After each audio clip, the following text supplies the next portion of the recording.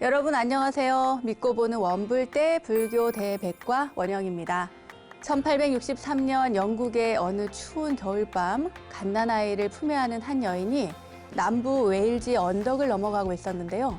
갑자기 몰아닥친 세찬 눈보라로 안타깝게도 더 이상 걸을 수가 없었습니다.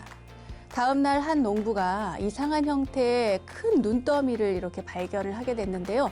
그 속을 헤치자 얼어 죽은 한 여인이 있었습니다. 그녀의 품에는 옷으로 감싼 갓난아이가 간신히 숨을 내쉬면서 살아 있었는데요. 아이의 엄마는 자신의 옷을 다 벗어서 아이를 감싸고 자신은 숨을 거뒀던 것이었습니다. 이 아이가 바로 영국의 34대 총리 데이비드 로이드 조지였다고 합니다. 그는 늘 어머니의 희생적인 사랑을 생각하면서 죽을 힘을 다해서 공부를 하고 어머니의 은혜를 보답하고자 하는 간절함이 가득했다고 하는데요.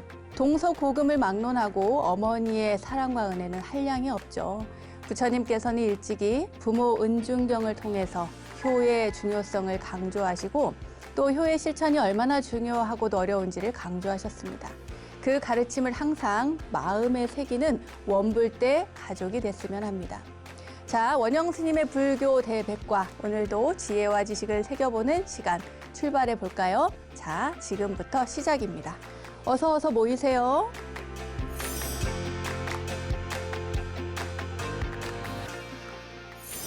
원영 스님의 불교 대백과 첫 순서는 알고 보면 약이 되는 수많은 불교의 이야기들과 불교 지식을 내 안에 원영 스님의 불교 대백과 지식인 시간입니다.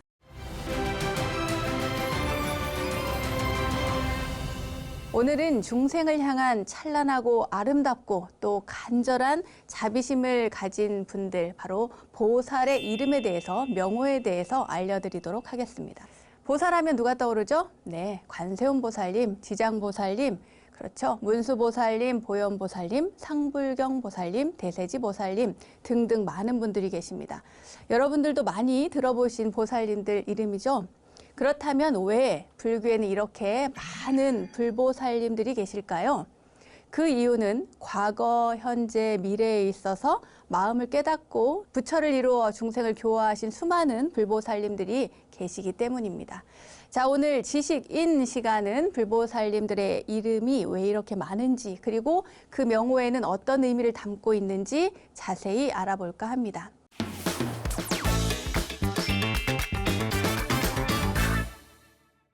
먼저 우리는 흔히 도반을 부를 때 아무개보살님 이렇게 부르죠. 절에 가면 아무개보살님, 누구보살님 이렇게 부릅니다. 관세음보살, 지장보살, 문수보살님 등등 깨달음을 얻은 보살님들도 보살이라는 칭호를 붙이고요. 그리고 또 일반 불자님들한테도 뒤에 아무개보살이라고 이름을 붙입니다.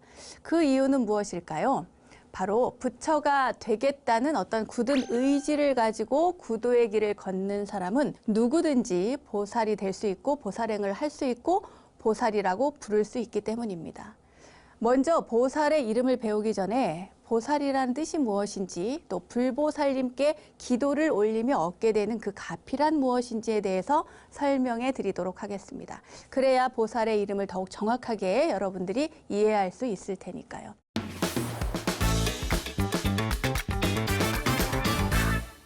보살은요, 산스크리트어로 보디사트바, 깨달음과 또 살아있는 존재, 그러니까 중생이 만나서 깨달은 중생이라는 단어를 형성하게 됩니다. 그런데 깨달은 중생이란 전에도 말씀드린 것처럼 있을 수가 없죠. 깨달으면은 부처가 되지 중생일 수가 없잖아요. 깨닫지 못하기 때문에 중생이라고 부르는 것이고, 여기에는 이런 의미가 있습니다. 깨달음을 구하고 중생을 제도하는 사람. 그러니까 이상적으로는 스스로 그 깨달음을 구하기 위해서 열심히 수행 정진을 하고 그와 동시에 수많은 중생들을 제도하는 사람이라는 뜻입니다.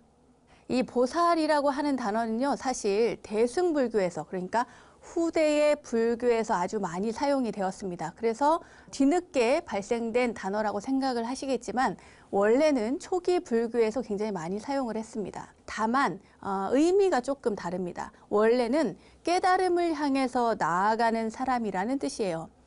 그러니까 중생을 제도한다는 의미는 별로 없었습니다. 깨달음을 향해, 보리를 향해 나아가는 사람, 여기에 더 방점이 찍혀 있었던 것이죠.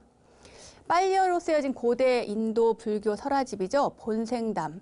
부처님의 전생 이야기를 많이 담고 있는데요. 석가모니 부처님의 전생 보살행, 그러니까 석가족의 왕자로서 이 세상에 태어나기 이전에 부처님이 보살로서 수많은 생애를 반복해서 윤회를 하면서 살아가는 동안 헌신적인 보살행을 실천하게 되는데, 그때 그 수많은 이야기들이 이 본생담에 실려 있습니다. 이 본생담에는 특히나 소신 공양에 대한 이야기들도 굉장히 많이 있는데요.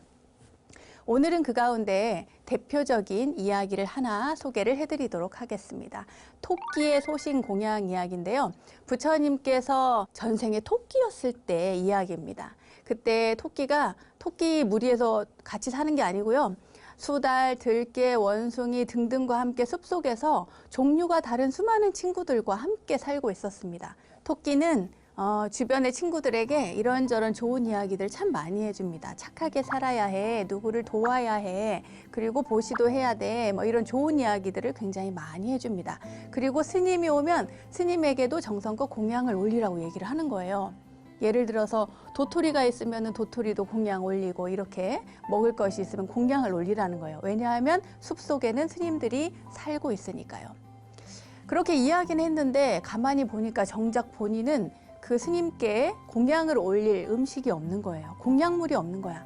그래서 막 고민을 하다가 어떻게 하지? 남을 해칠 수도 없고, 그래, 그러면 내 몸을 공양을 올려야겠다, 이렇게 생각을 한 거예요. 그때 하늘에서 제석천이 이렇게 내려다보고 토끼의 생각을 알게 됩니다. 오, 토끼가 기특한 생각을 하네. 그런데 정말 그럴 수 있을까? 내 몸을 바쳐서 공양을 할 수 있을까? 이렇게 생각을 한 거죠. 그래서 제석천이 탁발승으로 변신합니다. 왜 그랬을까요? 토끼를 시험하기 위해서 그랬죠. 가서 이 토끼가 정말 그러한 마음이 있는지, 정말 생각은 있는데 실천을 못하는 것은 아닌지 그 확인을 하려고 갔던 거예요.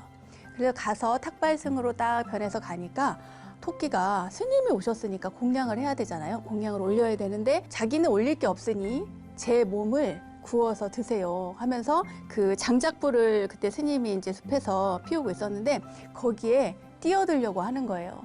그래서 이제 이 탁발승이 끝까지 한번 지켜보자 생각하고 지켜봅니다. 지켜봤더니 이 토끼가 진짜 두려움 없이 그 장작 속으로 뛰어드는 거예요. 그걸 보고 깜짝 놀랐죠. 그런데 토끼의 털끝 하나도 타지를 않았어요. 제석천이 그 토끼를 그렇게 태우려고 한 게 아니었거든요. 공양하려는 마음이 있는지 없는지 확인하려고 했던 것이기 때문입니다. 이 이야기에 등장하는 토끼뿐만 아니라 함께 사는 친구들, 수달도 있었고 들깨도 있었고 원숭이도 있었잖아요. 그때 수달은 지금의 아난이요, 들깨는 지금의 목련이요, 또 원숭이는 지금의 사리불이고 또 토끼는 지금의 나다라고 부처님께서는 이 본생담에서 경전에서 말씀을 하셨습니다. 부처님이 전생에 토끼였다는 것이 왠지 뭔가 희망적이지 않나요? 자, 그럼 원래대로 다시 돌아가겠습니다. 대승불교에서의 보살은 그럼 어떤 의미일까? 아까도 말씀드린 것처럼 처음에는 정진을 하는 사람, 거기에 방점이 있었다면 이 대승불교에서의 보살은 중생제도에 어쩌면 더 큰 방점이 있었던 것 같습니다. 불교의 가장 이상적인 인간상으로서 이 보디사트바, 보살을 내세웠거든요. 대승불교의 수행 주체, 그러니까 정진할 수 있는 주체를 보살의 수행 목표가 되고요. 그 수행 목표가 바로 상구보리 하와 중생입니다. 이 말은 먼저 깨달은 다음에 중생을 교화한다는 그런 뜻이 아니고, 깨달음을 구하는 것 자체가 중생을 교화하는 것에 속하고, 또 중생을 교화하는 것 자체, 또 중생을 제도하는 것 자체가 곧 깨달음을 구하는 일이라는 의미입니다. 그러니까 이퀄 개념이겠죠. 이렇게 생각을 하시면 정진하고 남을 돕고 하는 모든 것들이 전부 다 깨달음을 향해 나아가는 보살의 생활이라고 보시면 되겠습니다. 이런 보살의 개념이 후대가 되면 점점 더 변화해서요, 이제는 영험을 주고 가피를 주는 그런 존재로 인식되기 시작합니다.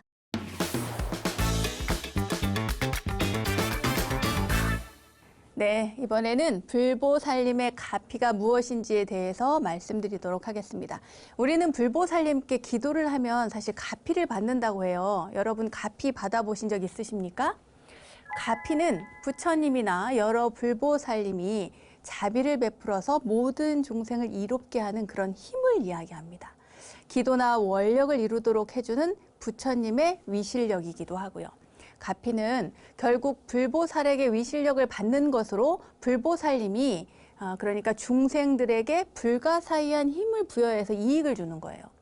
현실에서 바로 가피를 입어서 소원이 성취되는 것, 이런 경우도 있죠. 이런 경우에는 이것을 현증가피라고 합니다.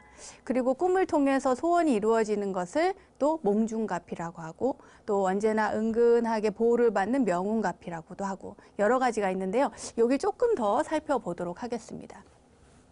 우리가 이제 살다 보면 어려운 일이 갑자기 생길 수가 있어요. 뜻하지 않게 갑자기 뭐 일이 잘 안 돼서 사기를 당한다거나 부도가 난다거나 이런 일도 있고, 인간관계가 깨진다거나 결혼하려고 했는데 뭐 결혼이 파토가 난다거나 뭐 여러 가지 이상하게 다급한 일이 생기는 그런 경우가 있습니다. 그럼 얼마나 애가 타겠어요. 그러면은 뭐 정말 잠도 못 자고 애가 타서 살기 어려운데, 그럴 때는 무조건 하고 기도를 하는 게 좋습니다. 뭔가에 매달려야 돼요. 왜냐하면은 그냥 일반적으로 가서 고민하고 그냥 아둥바둥 한다고 해서 일이 해결되는 것이 아니거든요. 그럴 때는 마음을 차분히 하고 일단은 기도하고, 그리고 머리를 좀 식힐 필요가 있습니다.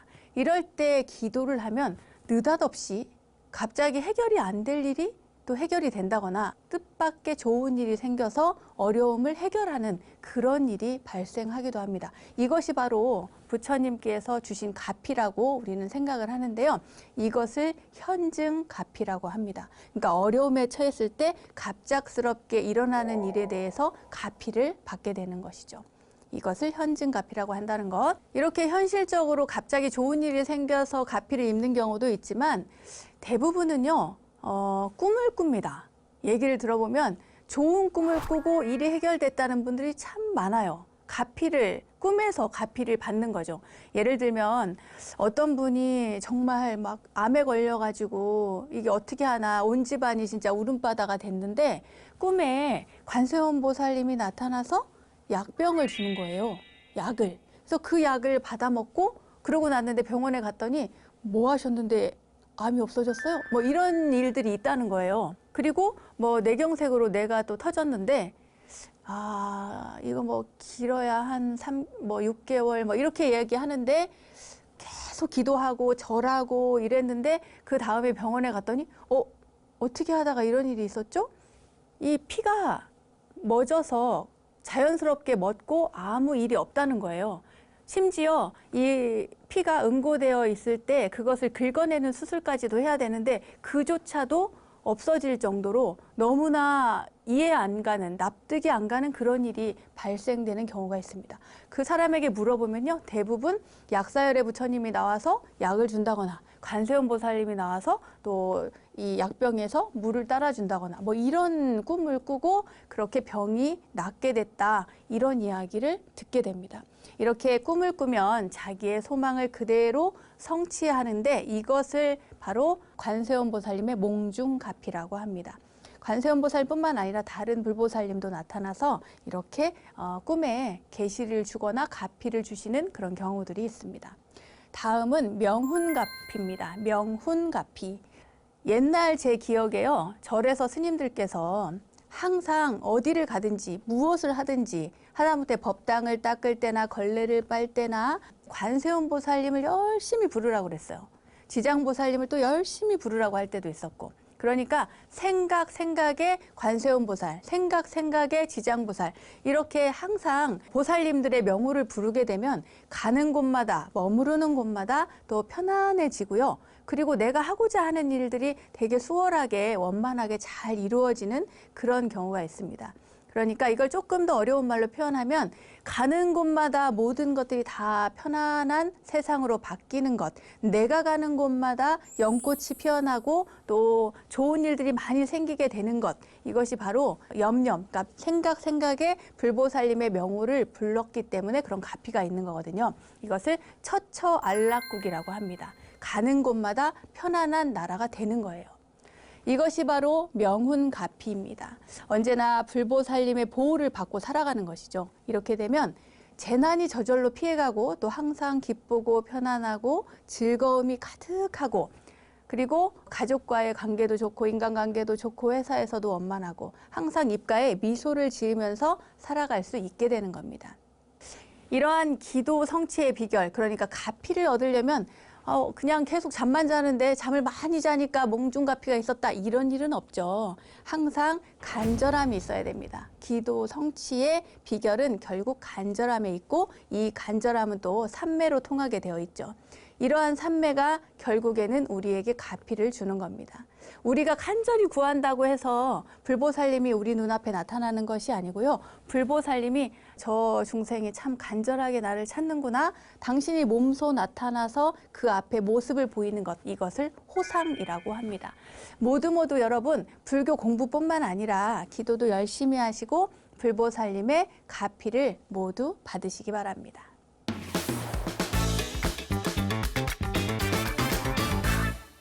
자, 이제 본격적으로 그럼 그 가피력을 주시는 불보살님에 대해서 말씀드리도록 할게요. 먼저 우리나라에서는 이분이 최고죠. 관세음보살. 관세음보살님 기도를 가장 많이 하는 것 같습니다. 이 관세음보살님은 범어로는 아발로키테스바라라고 합니다. 어렵죠, 여러분? 그냥 관세음보살님으로 외우는 게 좋습니다. 이 관세음보살님은 이름이 굉장히 많아요. 관자재, 자제하다 해서 관자재보살님, 관세음보살님, 세상의 소리를 듣는다고도 하죠. 광세음보살님, 넓은 소리를 듣는다. 관세음자재보살님, 관음보살님, 아주 이름이 많습니다. 어쨌거나 다 같은 인물이고요. 관세음보살님은 중생의 음성을 듣고 그 고뇌에서 벗어나게 해준다고 해서 관세음, 세상의 소리를 보고 듣고 관하는 분이라는 뜻입니다. 모든 현상을 두루 관찰하듯이 중생 구제도 자제하기 때문에 관자제라고도 하고요. 모든 소리를 들어서 두루두루 다 듣는 거예요. 원만하게. 그래서 원통대사라고도 합니다. 관음기도 도량에 가보면 원통전, 원통보전 이런 곳이 있죠. 맞습니다. 관세음보살님을 모신 곳을 원통전이라고도 합니다. 관음전이라고도 하고요. 그럼 우리나라에서는 관세음보살님에 대한 기도를 왜 이렇게 많이 하는 걸까요? 중생들의 현실적인 고통을 헤아리고 현세에 이익을 가져다 준다고 믿기 때문입니다. 자비를 베풀어서 중생을 구제하고 또 미륵부처님이 올 때까지 중생들을 돌본다고 하시죠. 아미타불의 화신으로도 알려져 있습니다. 늘 아미타부처님을 생각해서요. 머리 보관에는 아미타부처님이 새겨져 있어요. 모셔져 있죠. 이걸 보고 다른 보살님과 관세음보살님을 구분할 수도 있습니다. 이 보관에 어떤 부처님을 모시고 있는지 따라서. 관세음보살님은 중생을 교화하기 위해서 중생의 근기에 따라서 여러 가지 모습으로 나타나는데, 그래서 33관음도 있고요. 또 천수관음도 있습니다.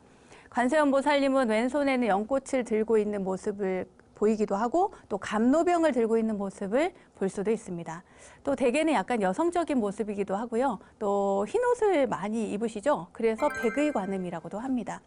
그리고 관세음보살님은 흔히 관음보살님이라고도 하는데, 그 종류는 여러 가지가 있습니다. 성관음, 천수관음, 마두관음, 11명관음 등등등등.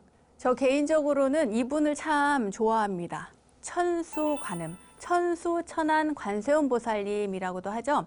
이 관세음보살님이 1000개의 손이 있어요. 쭉 이렇게 1000개의 손이 있고, 그 1000개의 손에 그 손바닥에 눈이 있습니다.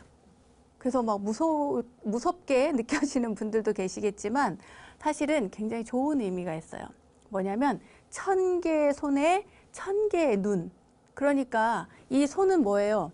누군가를 돕는다는 의미겠죠. 직접 중생들을 살피고 돕는 거예요. 그런데 손이 어떻게 돕겠습니까? 눈이 있어야 되겠죠. 그러니까 1000개의 눈으로 수많은 사람들을 보고, 중생들을 보고 도움의 손길을 준다는 거예요. 너무 정말 감동적이지 않습니까? 우리는 한 개의 손, 두 개구나. 2개의 손으로 얼마나 좋은 일을 할 수 있을지 모르겠지만, 여러분, 이 손이 하는 일에 따라서 우리가 관세음보살님도 될 수 있고 또 악기가 될 수도 있고 그렇습니다. 다음은 11면 관세음보살님입니다. 이 11면 관세음보살님은요, 저기 석굴암에 가면, 우리가 저번에 한번 말씀을 드렸을 겁니다. 석굴암에 가면은 그 뒤에 그 10대 제자와 함께 관세음보살님, 11면 관세음보살님이 모셔져 있습니다. 11개의 얼굴을 가지고 있는 관세음보살님으로 그 얼굴은 굉장히 재밌어요. 나하님처럼 막 폭소하는 얼굴도 있고, 막 화가 나서 분노하는 얼굴도 있고, 인자하고 자비로운 얼굴도 있고, 부처님의 얼굴도 있고, 아주 다양한 그런 형상을 볼 수가 있습니다. 이건 무엇을 의미하냐면요. 여러 가지 방법으로 수많은 중생들을 구제한다는 관세음보살님의 의미를 담고 있습니다. 여기서 잠깐 관세음보살님 탱화, 관음도 탱화를 여러분 보신 적 있으시죠? 수많은 탱화가 있지만 그 가운데에서도 저는 이 동자가, 이 아이가 굉장히 궁금해요. 누구냐 하면 수월관음도 같은 경우에 보면 관세음보살님 그 무릎 밑에 동자가 정말 귀엽게 생긴 동자가 하나 이렇게 관세음보살님을 올려다보고 있는 그런 모습이 있습니다. 그 아이가 누굴까요? 바로 남순동자입니다. 자, 다음은 관세음보살님과 함께 가장 많이 신앙되는 지장보살님에 대해서 알려드리겠습니다. 지장보살님은 범어로는요, 크시티가르바라고 합니다. 크시티가르바. 네.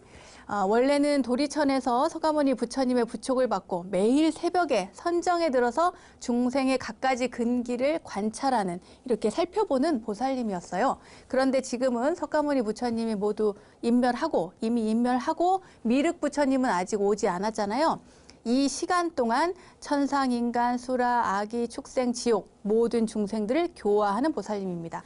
특히 지장보살님은 지옥에서 고통받는 중생들을 구원하기 위해서 지옥에 직접 들어가셔가지고 죄 지은 중생들을 교화하고 제도하고, 그래서 지옥세계의 부처님이라고 통합니다. 지장보살님을 주인공으로 하는 지장보살 본원경에 보면요, 지장보살님이 서가모니 부처님께 다음과 같은 서약을 한 내용이 들어 있습니다. 그게 뭐냐면, 지옥이 텅 빌 때까지 결코 성부를 서두르지 않겠나이다. 그리하여 육도 중생이 다 제도되면 그때 저는 깨달음을 이루겠나이다. 이렇게 서원을 하신 거예요. 성불은 할 수 있지만 지금 지옥에 중생이 너무 많은 거예요. 그러니까 이 모든 지옥 중생들을 다 구제하기 전에는 성불하지 않겠다는 맹세를 하신 거죠. 지옥에 내려가서 중생들을 구제하기 때문에 죽은 사람의 명복을 비는, 어디예요? 네, 명부전. 그 명부전에 지장보살님을 모십니다. 또 뭐 지장보살님만 별도로 모셔져 있는 지장전도 있죠. 이 지장보살은 머리에 천관을 쓰고 왼손에는 연화를, 그리고 오른손에는 보주를 들고 있는 모습입니다. 금방 알 수 있죠. 왜냐하면은 그 헤어스타일이 달라요. 저와 같이 머리를 출가한 스님의 모습을 하고 있기 때문에 금방 알아볼 수 있습니다.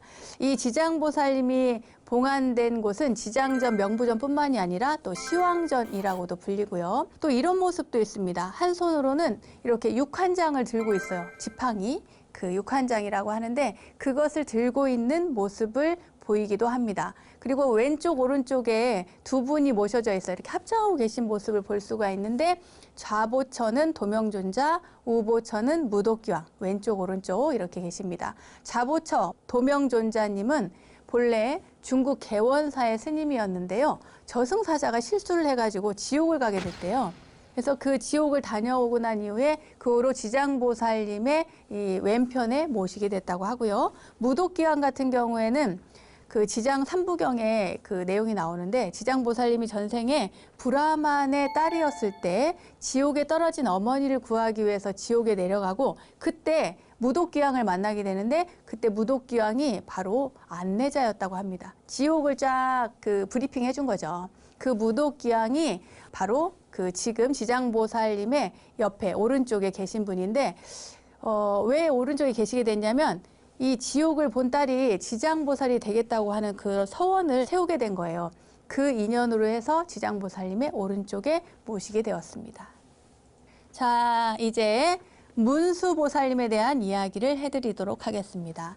관세음보살님, 지장보살님 했으니까 그 다음에 문수보살님, 보현보살님 나와야겠죠?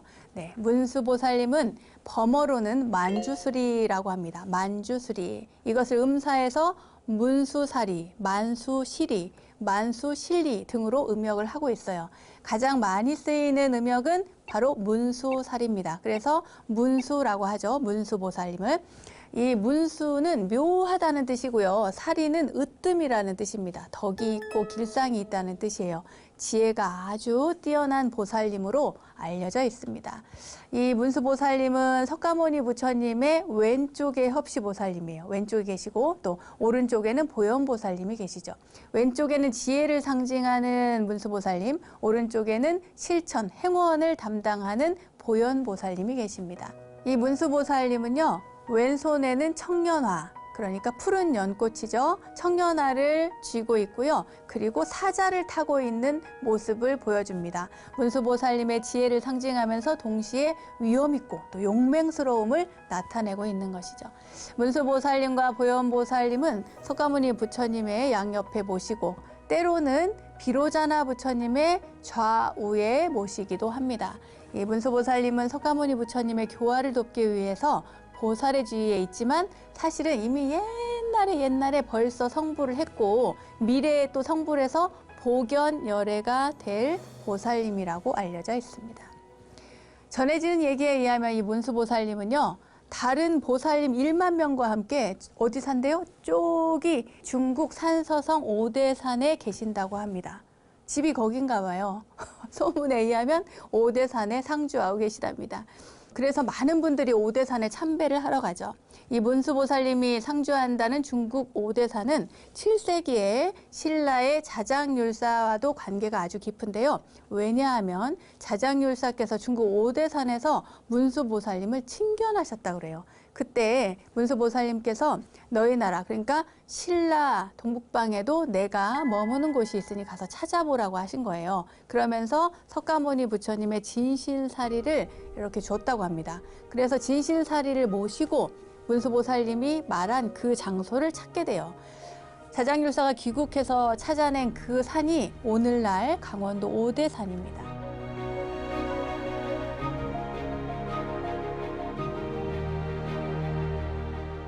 그러니까 중국 오대산에 똑같이 대응해서 우리나라에도 문수보살님이 머무시는 오대산이 있다라고 해서 오대산이라는 이름을 붙인 거죠.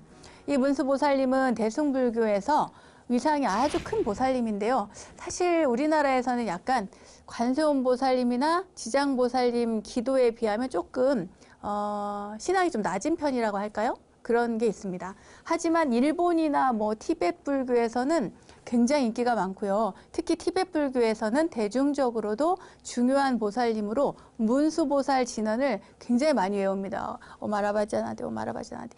문수보살님 진언을 많이 외우면 지혜로워진다고 해요. 다음은 보현보살님에 대해서 알려드리도록 하겠습니다. 보현보살은 범어로 사만타바드라라고 합니다. 석가모니 부처님의 오른쪽 우보처라고 해서요, 행원, 실천을 상징하는 보살님입니다. 그리고 중생의 수명을 연장시키는 그런 덕이 있어서요, 보현 연명보살이라고도 불리고 또 연명보살이라고도 불립니다.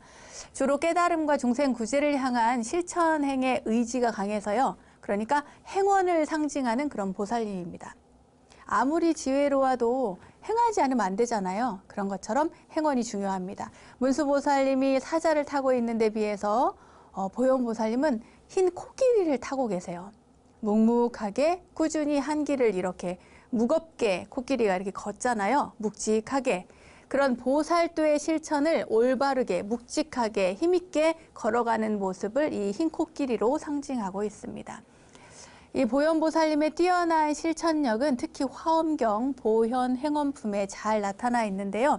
화엄경 입법계품에 보면 선제동자가 53선지식을 쭉 만나는 그런 구도행을 합니다. 그때 문수보살님의 가르침을 받아서 깨달음을 향한 마음을 내고 또 선제동자가 순례를 하는데 그 마지막에 만나는 보살님이 바로 보현보살님입니다. 보현보살님을 만난 선제동자는 헤아릴 길 없는 부처님의 공덕은 10가지 큰 행원을 쌓아야만 가능하다는 가르침을 접하게 되는데요. 이것이 바로 보현보살님의 10대원, 보현행원입니다. 그 10가지를 말씀드릴게요. 먼저 첫째, 예경제불원입니다. 모든 부처님께 예경 공양하기를 원하는 거죠. 두 번째, 칭찬열애원입니다. 모든 부처님을 우러러 찬탄하겠습니다 라고 하는 거고요. 세 번째, 광수공양원. 모든 부처님을 널리 공양하기를 원합니다. 또 네 번째, 참회 업장원입니다. 스스로의 업장을 참회하기를 원하는 거고요. 다섯 번째, 수의 공덕원입니다. 남의 공덕을 따라서 기뻐하기를 원합니다. 여섯째, 청전 법륜원입니다. 부처님께서 설법해 주시기를 청하기를 발언한다는 거예요. 그리고 일곱 번째는 청불주세원, 부처님이 세상에 오래 머무시기를 간청하는 거고요. 여덟 번째는 상수불학원입니다. 항상 부처님을 따라 배우기를 발언하는 것이고, 아홉 번째는 항순중생원, 항상 중생들에게 순응하면서 살기를 발언합니다.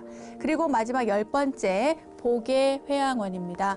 두루 모든 것을 되돌려 회양하기를 발언합니다 라는 거예요.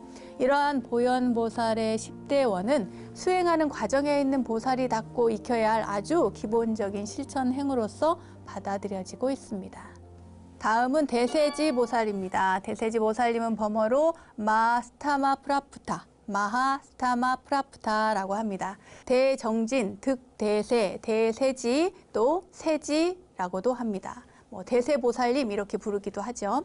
이 대세지라는 말은요, 지혜 광명이 모든 중생에게 비치어 삼도, 그러니까 지옥, 악이, 축생을 여의고 위없는 힘을 얻게 된다는 뜻입니다. 또한 대세지 보살님은 이렇게 발을 탁 튕기면 삼천대천세계, 그러니까 이 지구가 막 울린다는 겁니다.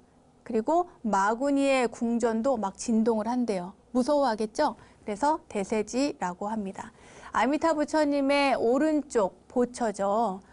보살님으로서 또 이마 위에 보배병을 얹고 계십니다. 아미타 부처님이 아까 왼쪽에 계신 분 누구죠? 관세음 보살님. 오른쪽에는 대세지 보살님입니다. 이 아미타 부처님에게는 자비문과 지혜문이 있는데, 관세음 보살님이 자비문이라면 대세지 보살님은 지혜문을 상징하고 있습니다. 대세지 보살님은 손에는 연꽃을 들거나 또는 합장을 하고 있습니다. 연꽃을 들고 있는 의미는 중생이 본래 갖춘 불성이라고 하는 뜻입니다. 본래 다 아름다운 불성을 가지고 있다는 의미고요. 또 합장을 하는 것은 연부라는 수행자, 연부라는 불자들을 맞이하는 모습이래요. 아미타 부처님이 임종하는 사람, 그러니까 죽는 사람을 맞이하러 갈 때 나무 아미타불 많이 하라 하잖아요. 돌아가시는 분들, 또 병고에 있는 분들에게 나무 아미타불을 많이 하면 아미타 부처님이 맞이하러 간답니다. 그때 함께 가요. 누가? 관세음 보살님과 대세지 보살님이. 이 연꽃을 든 관세음 보살님과 합장한 모습으로 함께 오시는 분이 바로 대세지 보살님입니다. 연부를 하니까요. 한번 설법을 하게 되면 수많은 대세지 보살님의 분신들이 극락세계에 막 가득하대요. 이 보살님의 형상을 보거나 또 음성만 들어도 곧바로 교화를 입고 또 해탈을 하게 된다고 합니다. 아미타 삼존불 하면 아미타불, 관세음 보살님, 대세지 보살님 이렇게 기억을 하시면 되겠습니다. 마지막으로 상불경 보살님입니다. 이 상불경 보살님은요, 제가 너무 존경하는 분인데, 왜냐하면 이 상불경 보살님은 항상 그 고개를 숙이고 합장하고 먼저 인사를 하기 때문입니다. 석가모니 부처님이 과거에 그 인행, 그러니까 인욕보살, 참는 수행을 많이 할 때, 인내하면서 수행을 할 때의 그 이름이 바로 상불경 보살입니다. 범어로는 사다파리푸타라고 하고요. 의역을 하면 상불경 보살님이 됩니다. 무시하거나 천대하지 않는다라고 하는 뜻이에요. 이분이 등장하는 경전이 바로 묘법연화경, 법화경입니다. 법화경에 보면 제20품에 상불경 보살품이 있어요. 그 상불경 보살품의 주인공입니다. 이 경전에 의하면 옛날에 상불경이라는 비구 스님이 있었어요. 근데 이 비구 스님은 뭐 공부를 열심히 하거나 막 경전 읽거나 이렇게 하진 않았는데, 누구를 만나도 비구를 만나건 비구니를 만나건 우바세를 만나건 그 누구를 만나건 나는 그대를 존경합니다. 그리고 그대를 결코 무시하거나 경멸하지 않습니다. 그대는 보살도를 행해서 나중에 반드시 부처를 이룰 것입니다. 이렇게 항상 축원을 했다는 거예요. 언제 어느 때나 항상 누구를 만나거나.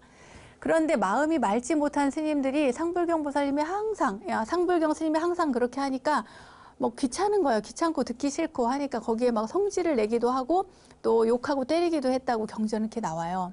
하지만 이 상불경이라고 하는 비구 스님은 나중에 임종이 가까웠을 때 공중으로부터 법화경을 설법하는 소리를 듣게 됩니다. 그 공덕으로 성불을 하게 되는데 이 상불경 보살님이 바로 석가모니 부처님의 전생이라고 합니다. 그러니까 부처님의 전생, 수많은 전생 가운데 한 명이었던 것이죠. 네. 여기까지 보살님들에 대해서 설명을 해드렸습니다.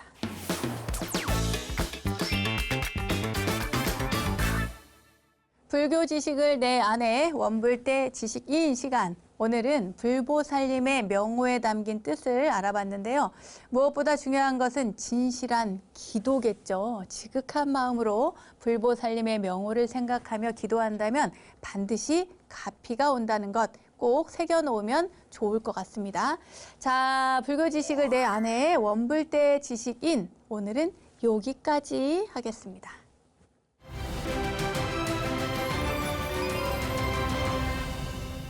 저절로 알게 되는 사찰 이야기. 오늘은 이절로, 아니 저절로 시간입니다. 오늘은 대한불교 조계종 무등산 증심사로 떠나보겠습니다. 증심사, 아주 아름다운 사찰이죠. 편안하고 고즈넉하고. 이 증심사는 차별 없는 무등의 정신을 설파하는 광주 불교의 중심 도량입니다. 증심, 이 증심은요, 마음심, 마음을 증득하다라고 하는 뜻입니다. 그래서 증득하다, 마음을 증득하다, 증심. 그러니까 진리와 지혜를 깨달아 얻는다라고 하는 뜻을 담고 있습니다. 9세기 중엽에 철감선사가 세운 천년 고찰이래요. 자, 그럼 이곳에 전해져 내려오는 이야기 무엇인지 한번 이야기 속으로 들어가 볼까요? 아득한 옛날 무주 땅에 한만동이라는 사람이 살고 있었습니다. 그런데 이야기는 한만동이라는 사람 이야기가 아니고요. 이 한만동이라는 사람의 할아버지, 그러니까 그때 당시에 태수였는데 한태수라고 하는 분에게서부터 이야기가 시작이 됩니다. 이 한태수가 며느리를 보려고 하던 때였습니다. 근데 그 집에, 그 태수 집안에 엄청 술주정뱅이 하인이 있었어요. 득이라고 하는 하인이 있었습니다. 그런데 이 득에게 하루는 심부름을 이 태수가 보냈는데 완전히 술이 만취가 되어서 돌아오니까 이 태수가 엄청 화가 났어요. 그런데 너무 술을 많이 먹어서 비몽사몽이니까 혼쭐을 내봤자 소용이 없는 겁니다. 그러니까 술이 깨면 혼쭐을 내야겠다 하고 다짐을 하고 있는데, 작정을 하고 있는데 이 하인이 너무 무서웠는지 도망을 가게 돼요. 근데 도망을 갔는데 사실 당시에 이 하인의, 그러니까 득이라고 하는 하인의 아내가 있었는데 만삭이었어요. 아기가 뱃속에 있었습니다. 그러니까 이 득은 그 만삭인 아내를 두고 혼자 도망을 간 거죠. 그런데 한태수는 이 아내에게, 그 득의 아내에게 네 서방 어디 갔느냐, 하인 어디 갔나, 득이 어디 갔나 하고 계속 그 추궁을 하는데 혼자 도망갔는데 아내에게 그런 이야기를 할 리가 없죠. 처자식을 버리고 도망을 갔는데. 그러니까 모르니까 이 득의 아내는 결국에 이 한태수에 의해서 광에 갇히게 됩니다. 그런데 그러던 와중에 며느리를 맞이하게 돼요. 근데 하루는 며느리가 이제 이 시댁으로 들어오게 됐는데 달이 좋아서 달 구경을 막 한 거예요. 여러분, 그 무등산의 달 얼마나 아름답습니까? 그 달 구경을 하고 있는데 어디서 여인이 막 흐느끼는 소리가 들리는 거예요. 그래서 가만 들어보니까 광에서 소리가 납니다. 그래서 그 광에 가서 보니까 달빛에 비춰서 그 사이를, 틈 사이를 비춰보니까 만삭인 여인이 거기서 흐느껴 오는 거예요. 그래서 묻습니다. 도대체 무슨 사연이 있길래 이렇게 흐느껴 오느냐 하니까 그 자초지정을 다 얘기를 하죠. 그 남편이 득이라고 하는 하인이 자기를 버리고 도망간 이야기를 한 거예요. 그러니 같은 여인으로서, 특히나 이제 결혼을 해서 며느리로 그 집안에 들어간 여인으로서 보니까 너무 딱한 거예요. 그래가지고 그 문을 열고, 광문을 열고 그 여인을 도망갈 수 있도록 도와줍니다. 이 득의 아내를 이 며느리가 풀어줬잖아요. 그래서 그 광문이 열린 것에 대해서 한태수가 엄청 분노합니다. 그러니까 같은 하인들이 전부 다 짜고 풀어줬을 거다 싶어가지고 전부 하인들을 모아놓고 야단을 치는데 그때 며느리가 나서서 이야기를 합니다. 아버님을 위해서 제가 그 여인을 풀어줬습니다. 그래서 득의 아내를 풀어준 이야기를 이 며느리가 합니다. 그렇게 해서 이제 자기를 위해서 득의 아내를 풀어줬다고 하니까 더 화를 낼 수가 없었던 거예요, 한태수가. 그렇게 해서 덮어버립니다. 그리고 세월이 흘러서 한태수도 나이 먹고 병들어서 이제 죽게 되고요. 그러다가 집안의 재산도 점점 줍니다.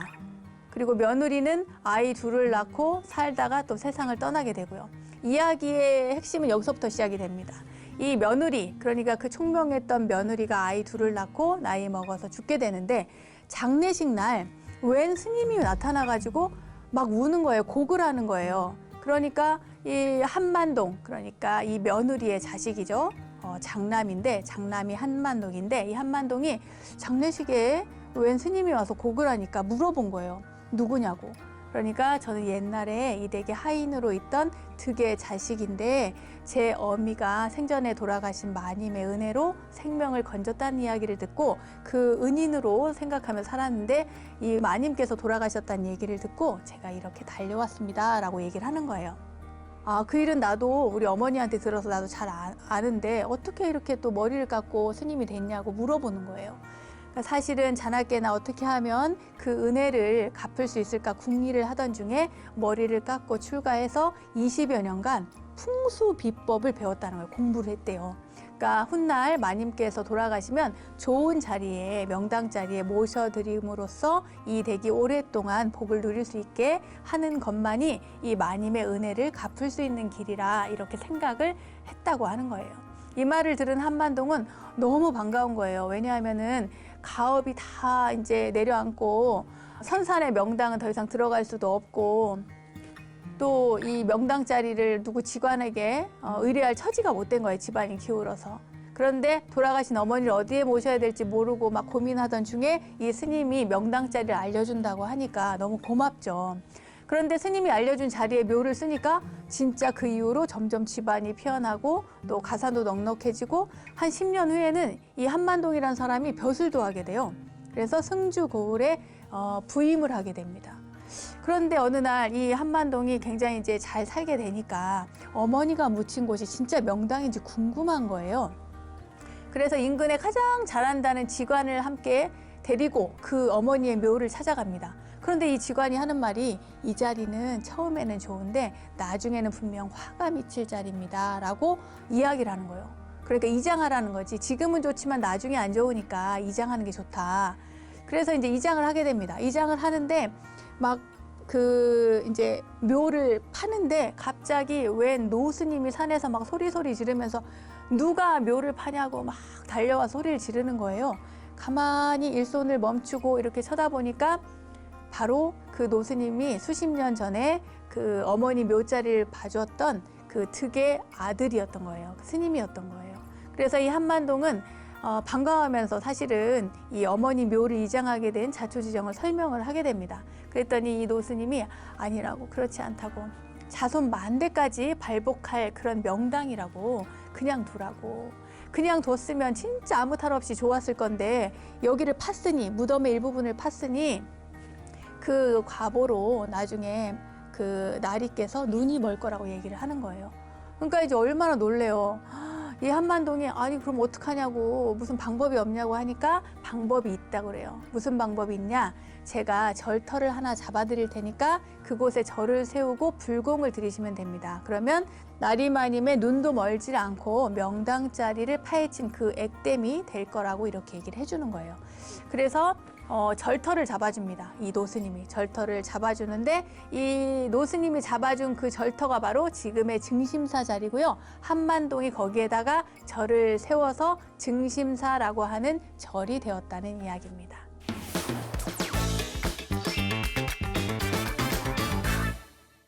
세상의 모든 불교 이야기를 모아서 전해드리고 있는 원영스님의 불교 대백과, 오늘은 불보살님의 명호와 그 의미, 그리고 광주 무등산 증심사에 전해져 오는 전설 속으로 떠나봤습니다.